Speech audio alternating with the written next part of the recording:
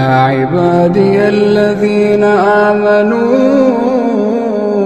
إن أرضي واسعة فإياي فاعبدون كل نفس ذائقة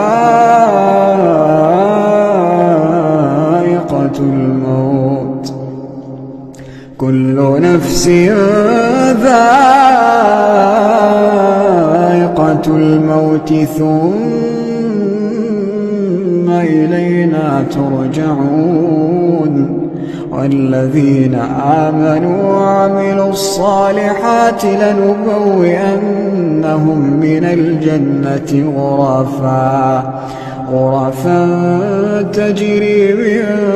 تحتها الأنهار خالدين فيها